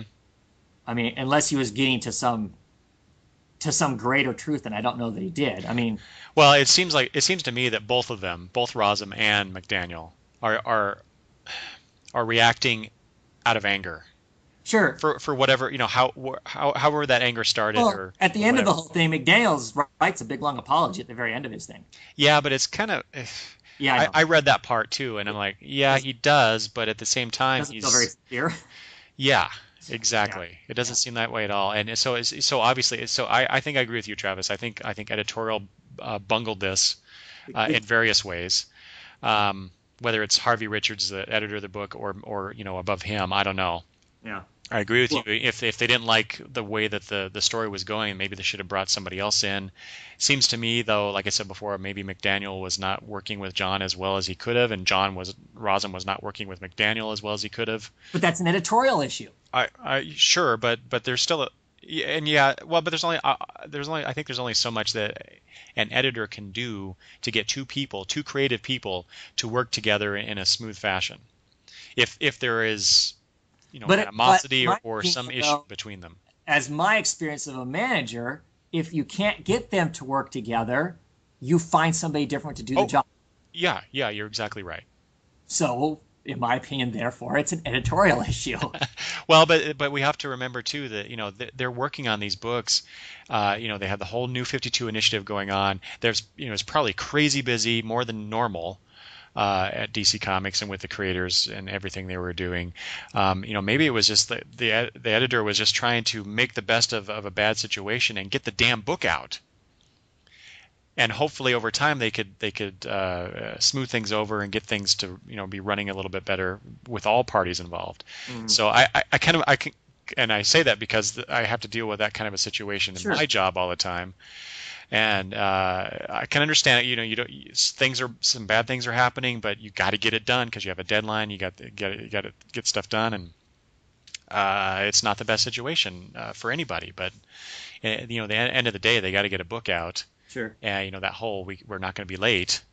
Yeah, but so, I guess from looking at from what McDaniel said, because his is the lengthiest and most chronologically seeming to me put together version of it, and from what Rozum has said about the editorial and their choices and what they wanted the book to be, it seemed to me very quickly early on that this was the wrong writer for that project.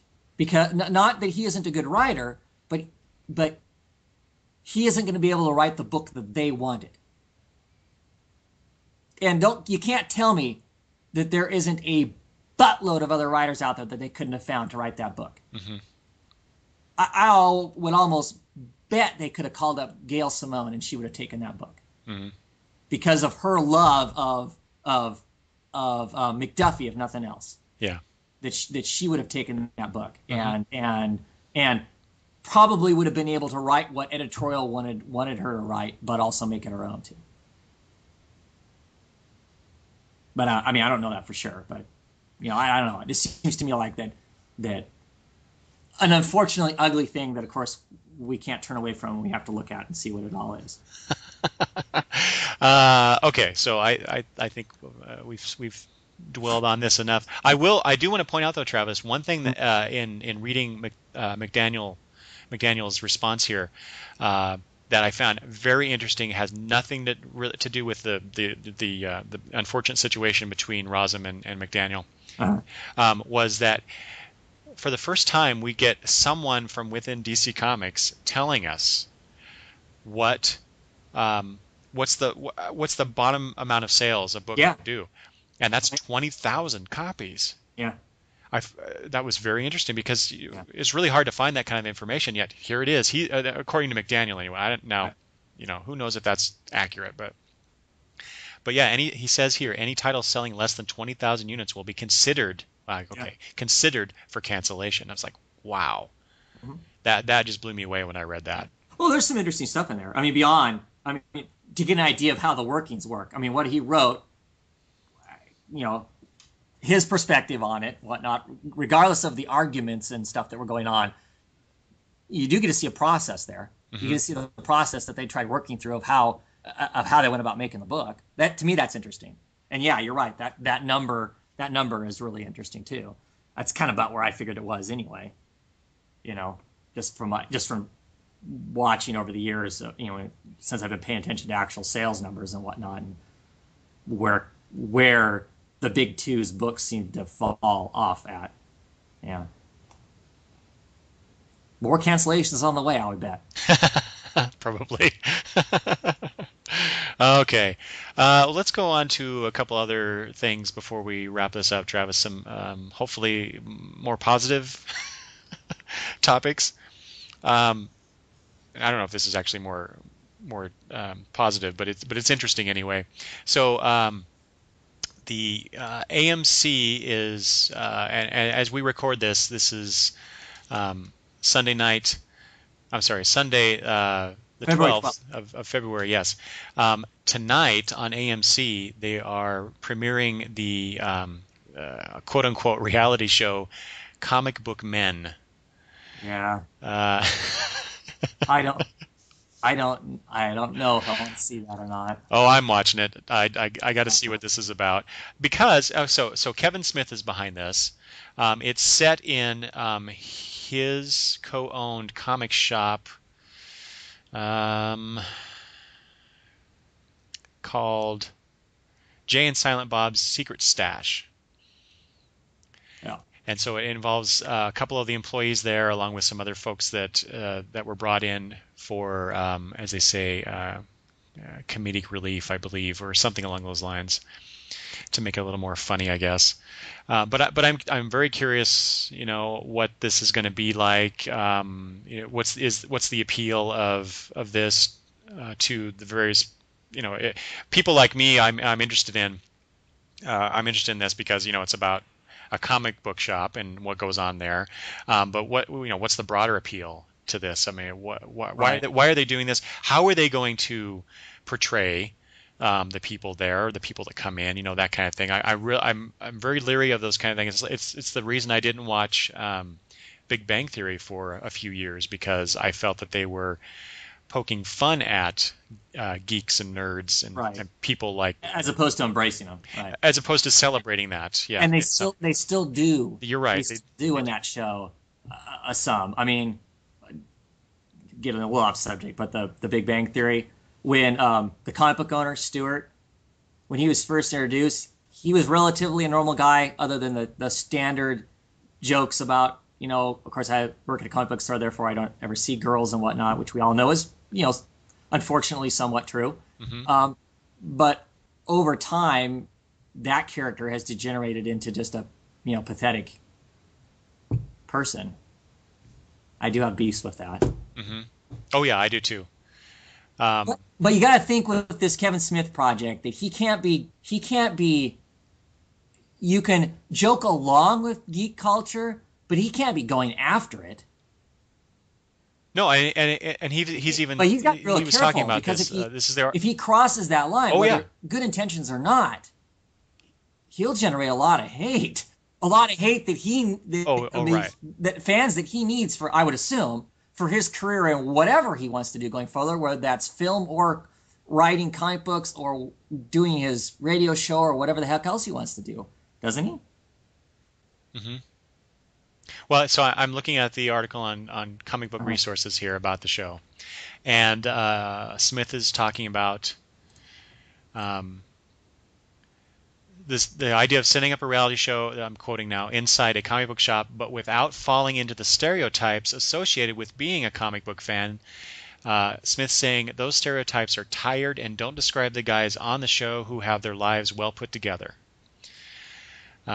So I guess I'm curious about it. I want to see how this is portrayed, and hopefully it doesn't go into that bad area.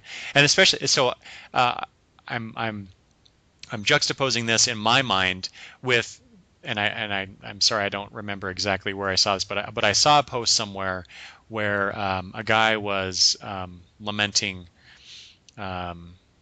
basically comic book fans and drawing us with a very broad brush at being the stereotype of the loser who lives in their parents' basement. And my God, Travis, if you had been there with me, I was almost livid about that, because I really hate that stereotype. I mean, I realize it's a stereotype for a reason, but I really hate anybody who promotes that as if all people are the same based on their interests, or their heritage or whatever. That's just freaking ridiculous when people do that. Mm-hmm. It just really burns me when I see things like that, especially in mass media. So yeah, Big Bang Theory, it walks a very fine line for me. At times they go over that line, and I'm hoping that this show, I don't mind if it walks a fine line, but don't cross it and don't stay over on that one side for too long. Otherwise, I'm done, and it shouldn't even be on the air as far as I'm concerned. Well, as I said, to me it seems strange they were doing it. I mean, I would love to have a show about comic books on TV, but not this kind. Mm-hmm. Not one that's going to make a spectacle of somebody. Yeah, mm-hmm. I don't know. Well, and I guess I didn't explain too. Basically, the concept of the show is it's kind of like Pawn Stars, where people come in and sell their geek stuff to these guys, to these comic book shop owners. So, it. And I'm not a big fan of that kind of show. I don't really care if people come in and try and sell this thing and really, what it's all about and what the history and all that. I don't care. Comic book stuff. Well, it depends on what they're trying to sell. There's the picture I'm looking at right now is the on that CBR article is the two guys behind the counter, and it looks like they got some comics on the counter in front of them. But what is prominent in the picture, almost center in the picture, is the Chucky doll. I don't know if that's just there because it's there, or if that's part of the whole thing, that transaction. But it's like, I don't care about that. But I am interested. Like I said, I keep saying this, but I'm interested because it's set in a comic book shop. I'm hoping that it promotes the comic book world in a more positive light, as opposed to what we normally see in mass media. So I'll be watching it to check it out, and they better listen to me. Well, about what I think. I don't think you're in the minority. And the fact is I think there's a lot of us that are holding our breaths and. Oh yeah. I mean, granted, there are stupid, strange, and bizarre people in every segment of thing, So I'm assuming they're gonna have some people come into that show that are just gonna be, as strange could be, but lots of normal people too. Normal people. However you find that. Yeah. That's one of those terms, though. Yep. What is normal, right? Okay. Anyway, so I'm with a bit of trepidation, I am looking forward to experiencing what the heck Comic Book Men is all about. All right. Final topic, Travis. This was just announced yesterday, maybe, I think. Last couple days. I can't remember now. So back in March of 2011, DC put out word that they're teaming up with Cartoon Network for an hour-long Saturday morning block of material that they're calling DC Nation. They just announced, like I said, within the last day or two, that the premiere of that will be March 3rd, so a couple Saturdays from now. Which I am totally excited about this. So we get the return of Young Justice, which it was one of the best animated superhero cartoons that I've seen in a very long time. Ranks up there with the Justice League and Justice League Unlimited, those series of cartoons. And it also features the new Green Lantern animated series, which they back in November, I believe, they had a 1-hour preview of the first episode, which I watched, which was pretty darn good, I thought. I know you don't care for Green Lantern, I'm assuming that Hal Jordan can't be quite the jerk in a kid's cartoon that he is in comic book stuff. Yes, that's true. So did you not watch that debut in November? No, I did not. Oh, okay. So you can check this out on March 3rd. To decide for yourself. I thought it was pretty good. Along with those two, they're going to have a bunch of other things, what they're calling interstitial material. Let's see here. I'm quoting now, rounding out, this is also on Comic Book Resources, rounding out this branded block of original programming will be a number of shorts featuring DC Comics superheroes and characters as you have never seen them before, with fresh designs and concepts, fan favorites such as Plastic Man and Doom Patrol, Travis. Hey, what is Doom Patrol a fan favorite? Anyway, cool. I know. Well, maybe uber fan favorite, but sure. Will finally take center stage next to the likes of Wonder Woman and the Teen Titans. Let's see. So, also they'll feature event programming, interstitials, like I said, exclusive behind-the-scenes looks at theatrical motion pictures, and an insider look into the world of all things DC Comics. Yeah. So, I cannot wait for this. This is going to be. So it comes on at 10 a.m. Eastern and Pacific. Like I said, March 3rd on Cartoon Network. Me and my granddaughters are going to be sitting down every Saturday morning to watch this. Yep. Guaranteed. So I cannot wait for this. I'm so excited for this. This is good. This should be really good stuff. I hope so. I like the little claymation clip thing they've been running. Oh, which one is that? Is that the Easy Peasy, where it's the guy that does Wallace and Gromit, right?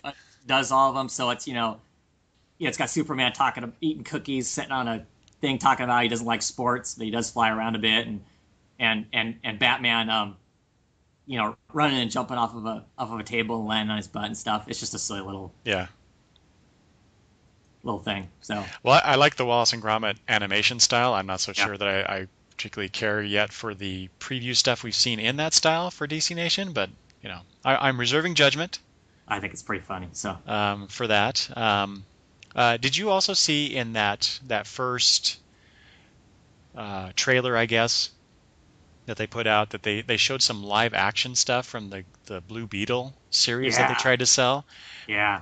I'm really hoping that we actually get to see some of that as opposed to them just throwing that in there for the trailer. Oh, I think we will. I think we will. Because it's not talked about here in this article, so I'm a little concerned. But I'm really hoping we get to see more of that because I want to see. Well, they aren't going to tell you everything in this article. Well, no, I realize that, but you would think that they would mention it at least. Mention Blue Beetle or something. I mean, they mentioned Doom Patrol, for crying out loud. That's a fan favorite. Blue Beetle isn't. Oh. Okay, I'll grant you that point. I mean, when I read that, because I didn't realize that at first about Doom Patrol. I mean, I knew about Plastic Man and all that, and Teen Titans and all that stuff. But Doom Patrol? Yeah, it's that. I can't wait to see what that is. Sure, why they throw it in there, I have no idea. But yeah, I'm excited about it. About time. Oh my gosh, it's taken too long for this to get off the ground, though. Well, you remember when they first announced this, we were all like, "Yeah, real advertisements to back this stuff." This should have been coming out the same time the freaking number ones on the new relaunch were all started. This all should have happened at the same time. Yeah, you're right. Well, it would have helped promotion. Mm-hmm. They're going to spend the money doing the promotion and stuff anyway. Should have all happened together to help introduce more people to the comics. Because I mean, if we want to talk about another subject, they just released some of the numbers for their whole polling thing that DC did. Oh, right. And about the fact that really there are no new readers. Oh, that is so disconcerting to me. Now, there's two sides to that whole thing. You can read it at face value and go, so this relaunch wasn't worth. I mean, they captured more market, but they didn't capture new market from the whole relaunch thing. Or you look at it from on Twitter, I posted a day or two ago, all that's telling us is who took the survey. Because there are 4 comic book readers in my house, and only one of them took the survey, and that was me. What? You didn't have them do it? No. They didn't. I mean, I pointed out, hey, you should go do this, but they all went, eh. And I'm sure, and I mean, I'm even thinking if you're a new comic book reader, you're in the comic book store, out of your element anyway, if you're at the comic book store buying your comics, and then you have some guy walk up to you and go, hey, you want to fill out this survey on comics? Oh, come on. When you want that job? No. Oh, being that poor sucker? No. And I'm thinking that, I mean, I don't know. So I don't know how much stock you can put in their numbers. Yeah. I mean, I know that there's a segment of the comic book, populace that's freaking out because, of course, the numbers show that the number of female readers has dropped. Actually, since the last time they took polls on it, it used to be 10%. Now it's like 7% or something. And that the new readership is like nothing. I mean, there aren't young people reading comic books at all. Of course, I question how many comic books are really geared towards young people right now. I don't think there are a lot. But, yeah, I don't know. I mean, there's 2 ways to look at that whole polling thing. I mean, it's either really depressing and really bad, or you can look at it like I do to some degree, as I just don't think I don't think they got the right people taking the poll. I mean, they got us hardcore people took the poll, but I don't think the casual reader took that poll. Because why would they? Mm-hmm. Well, and people don't like taking polls in general, I don't think. Right. Yeah. Well, I took it because, of course, I have a long-term vested interest in comic books and their livelihood and their existence. So I took it. But, yeah, I don't think that – I don't know.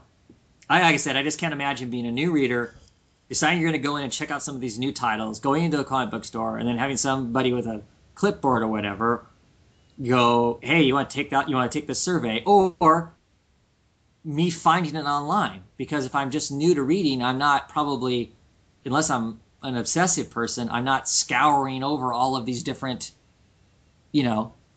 comic book news aggregate sites to find out where I would take that poll online. So I don't know. You know, it's funny. I'm looking at kind of like the bullet points of the results of the survey here. Uh-huh. And one of the bullet points says the survey results are not a reflection of all comic book readers or the broader audience for graphic novels. This was a survey of consumers who specifically purchased DC Comics, the New 52 books, either in print or digital. So what does that tell you? Really nothing. Right. I think. What Yeah. what was the point then, other than they know that uh, the New 52 appealed mainly to avid fans and lapsed readers, Right. but it's still the same group of people. They, I guess, the only interesting thing that I'm just briefly or quickly looking through here. Really the only interesting thing to me that they found out, Uh-huh. besides what our annual income is, was that digital is far from replacing print. Yeah, so God. I think I'm starting to wonder, perhaps maybe that was the goal for the survey, is to figure out where their digital initiative fits in with the whole publishing perspective. Well, I think one of the ones I thought was funny that I laughed about is the more than 50% of the new DC readers, what age they are, but then more than 50% having an annual income of $60,000 or less. Mm-hmm. Well, no kidding, because the nation as a whole, 50% make less than $60K a year. I don't know. To me, that just cracks me up. Well, that's the reason we're going to keep them a low price. Thank you for keeping them a low price. But I mean, I don't think you need to take a poll to know that most of their readers make less than $60K a year. All you have to do is take a litmus test of let's take the United States, for instance, and most of them aren't making more than $60K a year. So I don't know. That just cracked me up. I was like, duh. Well, yeah, a lot of the results that they did release to me were duh. Like, really, that you from all that. So apparently, over 5,000 people took the online survey, and then they also had a few hundred in stores. Digital comic retailers was over 600, and then but in comic shops, only 167 shops submit or respondents from a comic shop. So 167. Well, you heard about Pat.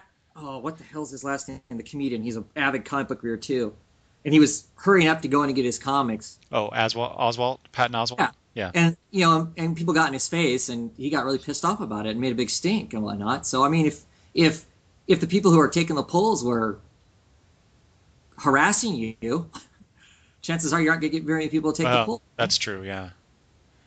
Well, so was it? I missed that. So were there actual pollsters there trying to get people? Yes. There was not part of they were. DC hired people, sent into these stores with the store's permission to go, hey, can we have a poller in there to take some of these polls as people are coming in and buying these first comics? Oh, yay! So this was a completely foreign person. It wasn't like your guy at the comic book shop, while you're up there buying your comics, goes, hey, would you like to take, DC would like you to fill out this survey. Are you interested in filling out this survey? No, this is some other person, some foreign entity in your comic shop, in your face, going, want to fill out this poll? Hey, fill out this poll for me. Oh, come on, fill out this poll for me. Don't you fill out this poll for me? Come on, it'll only take a few seconds. Fill out this poll for me. Aren't you a fan of comics? Why wouldn't you want to fill out this poll for me? Yeah. Yeah, that would suck. Yeah. So I don't know. Yeah, I don't know. That whole I think people are making a little more of it than what it's worth. I mean, there are some numbers in there, if you want to take them seriously, are concerning. The fact is that you don't got a lot of young viewers and whatnot. You don't got new readers. That's what it was supposed to do. Was supposed to bring about new readers. But I don't think new readers would take the poll. No. And then the numbers of respondents is telling too. I realize you have to for any kind of data collection you have to consider who is responding, right? And then base your conclusions on that. So like we were talking about earlier, so 20,000 issues. Is considered cancellation time for a book, right? Yep. So at least 20,000 people, or 20,000 people have to be, or people buy multiple copies, but let's just assume Right. that it's one per. So 20,000 people are buying a comic to keep it afloat, but only 6,000 people responded to this survey. Right. Oh, a little over 6,000 people. Yeah. So there's a huge segment of the readership that did not participate in this. Right. So I have to wonder. So DC learned pretty much nothing, I would think, Yeah. based on this. So what are they going to do with it? What does this information do for them? I don't know. And, and in turn us. Yeah, I think the only reason they released it is because at some point they needed to release it because they said they were going to. Mm-hmm. And this is only part of it. I mean, there's more. Oh, sure. I don't remember all the questions anymore, but I don't think they're going to. I don't think they can come out and say, well, this survey was basically a load of crap and isn't going to really do us any favors. But I don't know that they're going to be making any significant judgments based on this stuff either. Yeah, I don't see how they could. As a business person. Other than perhaps the whole digital thing, like either they decide that they're gonna streamline their digital releases, or they're gonna change that whole segment of their market in some way. I don't know. The rest of it just seems like a waste of information. But then again, you're right. We're probably just getting like some of the highlights, and they have much more information at their fingertips based on those respondents. Sure. So, but it is interesting to note too, in this article that I'm looking at. This is I just did a quick Google search, and this is from the first one that came up was the Mary Sue, a guide to girl geek culture at the marysue.com. This is where I'm getting I'm reading this stuff from. Mm-hmm. I've never been here before, but here it is. They do make note in this article that DC introduced the survey after only the first month of the relaunch, which means we only had one issue to go on. So it seems to me either they should have waited at least 3 months, if not maybe 6, mm-hmm. or maybe they should do a follow-up survey after the 6-month mark to maybe get more to have the respondents have a little bit more to go on. Right. And maybe spend at least a few months promoting the heck out of the survey to get more people to fill it out. Yeah. So anyway, anything else you want to talk about regarding that? No, just that it was there, and it was one of those things that was bouncing around the comic book blogosphere. Yeah, I'm actually glad you brought that. I did think about bringing that in, but I wasn't sure what really to talk about, but apparently we could talk about anything, Travis. Sure. All right. Well, that's it for the Breaking Late News edition of the Longbox Review. Travis, any final thoughts? No, I guess not. Other than at some point we'll have to talk Animal Man. Okay, we will do that. Actually, I've been meaning to do. I wanted to do a 6-month look at the New 52. Sure. I talked about that a couple episodes ago. Yeah. But we should definitely do that. We haven't got around to it. But also, Travis, within the next month, I want to do an episode where we talk about the Emerald City Comic Con that we're going to be going to. Yeah. That's going to be exciting. Yep. Well, it's always exciting to go to a con because you never know what's going to happen. But there's just so much stuff going on, and I had a great time last year in my shopping because I got a lot of books that I had on my wish list. So I can't wait to go back and do that. And I know we were both of us were really disappointed in DC's con participation. Yeah. But that's Flashpoint. Yeah. Flashpoint. But they had the New 52 initiative that they couldn't talk about yet. So right. So maybe this year we'll have a little bit more give and take with DC. Well, we should. We're 7 or 8 months in, so into the New 52. So we should be able to talk about that in some sense. Mm-hmm. I hope. Yeah. I haven't gone back to look to see really who's going to be there that might be part of the whole 52 or who DC's bringing as far as if any managers are going to show up again this year or we're going to get pushed to the side or whatever. Yeah. But. Yeah. Well, like I said, we're going to talk about that within the next month. Yep. And then, of course, we'll have to come back and do a post-con Yep. episode, talk about all the news and interesting things that happened. All right, with that, I think we're done, Travis. Cool. Please remember, everyone, if you like the show, let us know. You can email me at longboxreview@gmail.com. Also, leave feedback at the website, longboxreview.wordpress.com, or any of those other places that I mentioned earlier in the show, iTunes, or the other podcast network places. That'd be great. You can contact Travis via Twitter at _Gaunt_man. And he also has his site where you can leave some feedback as well. And he has his own video podcast about comics that he does. And you can find that stuff at Oddfellows Thoughts at WordPress.com. Yep. Yep. Okay. That's it. Thanks, everybody. Thank you, Travis. We'll talk very soon. Bye. Thanks for listening.